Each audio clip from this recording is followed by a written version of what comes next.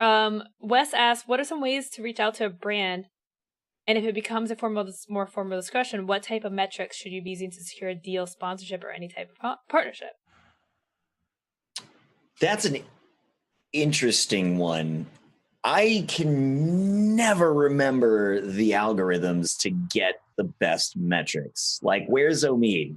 Omid, I know. This is an Omid question. Give me your numbers, dude. Because we had him on for the first show of this season. He'll definitely be back too. It was very useful. But some of the factors, a lot of people like to look at the surface stuff and say, I have this many average viewers, I have this many followers.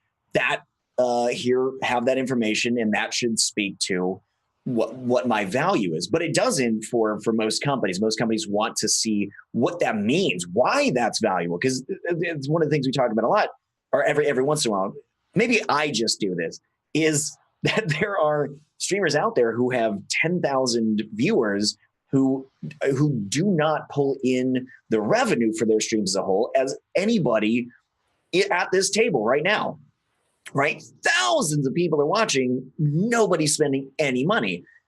If you throw a link to, for any branded item, like, Pepto-Bismol, I have it sitting right here. Lots. I was like, do I remind you, Pete? Like, beautiful. Whatever it happens to be, you get a link in there. They cannot safely expect anybody to click on that link and for any revenue to be generated. What are the numbers that actually produce that? Right, that seems to be part of the question. A lot of it is the what is it, like the minutes watched per viewer, like your viewer minute watch average? What they're good. Go to. Everyone needs to know about the site called, I don't know how to spell it. I never remember. It's like Solinome. Solinome, yeah. Solinome is currently the best website to get metrics. A breakdown of your metrics, yeah. And you give minutes watched and all that stuff. Like we can even do, like, we do stuff with our team all the time to find minutes watched and see the value that we bring when we bring marketing decks to big people. That's probably your best resource. I have no idea where that. There it is. Thank you, Hazmat. I can't spell. Yeah, that's the best one that's out there currently, without you having to do as much of the work. But you still need to know what you're going to be presenting to somebody. Not just going like, "Hey, go look at my, my profile and Sully know." Like, what does the number mean? Why do they give a crap about number? Yeah. Like, that's why people say, like, I've got 35 million followers on Twitch, but my average concurrent is 12. Like. Yeah, same thing. Look at Twitter. Like, if you have 1 million followers on Twitter, but 3 people comment and you get 8 favorites, that doesn't mean anything. That doesn't translate. Mm-hmm. I think it's a really good question. It's one that I can't fully answer. I wish I could. It's hard. I mean, like, I'm terrible at talking to companies. Always have been. I can't speak corporate. I never have been able to. I don't know why. I'm very, very direct and abrasive when I go to talk to somebody. I'm like, hey, I want to play your game. And do this special event for it. Pay me, Kylie, do you have any metrics? Well, going back to what Goobers was saying about the marketing deck, that's something that I really use to my advantage. Like, I don't know I've never seen anybody else's marketing deck but my own. So y'all can share me. I mean, I don't mind, like, showing people what mine looks like, because not many people even know to make one in the first place. Yeah, right. Even know what a marketing deck even is. Basically, how I use it, it's kind of like a mini presentation of just my brand, who I am, my metrics, not in a boring, this is my follow, this is my sub, this is, like, nothing boring like that. And you just kind of add it throughout the presentation.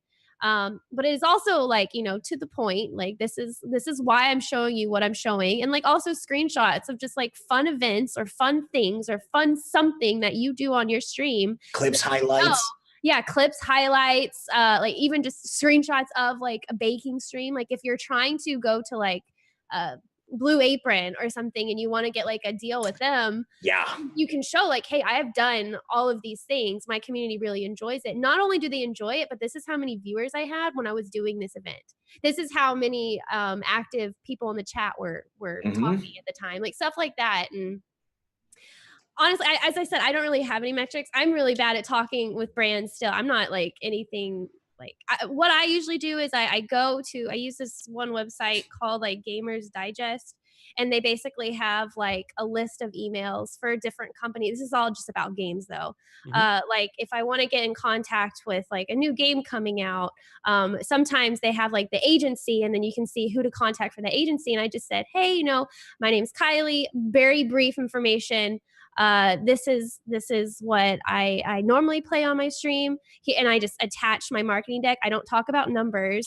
And I said, you know, Nice. I would really look forward to, you know, building a relationship with your company, maybe doing like, you know, paid sponsorship or just, you know, sending me a key so I can show your game. Like it just depends what you want to do. Like, and then sometimes you get lucky. Like sometimes brands will actually come to you and they'll be like, hey, would you mind eating Hot Pockets on stream? Did you do that? Did you actually do? Oh my God, that's awesome!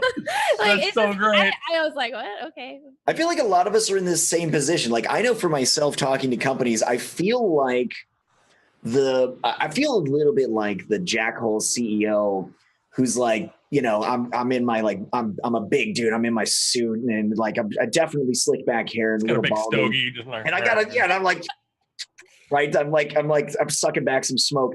And, you know, I'm talking about like all the big things I can do for you. And they're like, okay, yeah, but where are the metrics? And I'm like, hey, number guy, where's the numbers guy? Yeah. I don't have that stuff. Like it doesn't stick in my head in the same way. I know why it's valuable. I know what's valuable, but I don't have the information itself to present out. I mean, which frankly, the marketing deck is really valuable. Yeah. If you can just do that work once and update every once in a while and keep the algorithms there, like why you're referencing that information, so you can go back and change it over time as you grow. That is, you just get in there and do the work so that you have it and don't have to remember it, because most of us won't remember. I would say a couple of things is that, number one, and this is for mid to high level streamers, is an agent. You know, a lot of us have. Do all of you guys have one? Yeah. Oh, you don't? Okay. All right. We'll talk later, Kylie. But it's we have somebody who goes and gets that's their job. They go and get these deals, and as part of that, they take a cut of what you would make, which is they're getting it for you when you're not getting it. It's money that you wouldn't have had. Gotten. So it's generally a win-win deal. As long as you're protecting yourself in that. The other thing is always ask yourself, why? Why are you trying to do some sort of an event? Why do you want a sponsorship? Why do you want them to pay you? Like, be honest with yourself about it. You can be selfish. Write down your actual answer. Yeah, exactly. Like you could say, I just want to get paid. And I want money. I need to not die this month.